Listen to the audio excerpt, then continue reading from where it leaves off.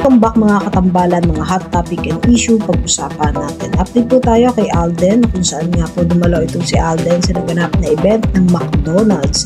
At ito nga po ay ang World Egg Day. Makikita nga po itong si Alden na kasama sina Barbie Forteza at David Licauco. Makikita rin itong si Alden na nag-serve doon sa McDo na kung saan nga po ay talaga namang mani ng hiyawa na makita nga po ang tatlo na sina Barbie, David at Alden. Makikita rin itong si Alden na nag-serve ng breakfast doon sa drive-thru na kung saan nga po ay siya mismo yung nag-abot ng mga orders.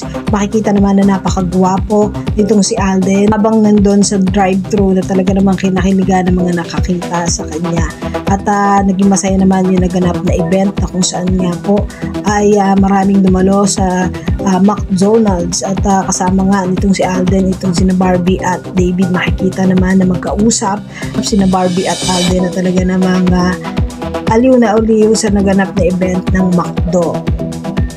Makikita rin itong si Alden na sarap na kumakain nga ng McFlurry at talaga namang napakarami ng tao na dumalo doon sa naganap na event ng McDo sa McDonald's McND West. Ilang mga photos na kung saan nga po ay pinost na magkakasama itong sina Alden, David at Barbie na talaga namang nag-enjoy sa naganap na event para sa McDo. Yan po yung mga update natin ngayon kay Alden. Kaya mga katambalan, ano masasabi nyo? Mag-comment lang sa comment section at pag-usapan natin. Yan ang mga hot topic and issue dito lamang sa Tambalang JK.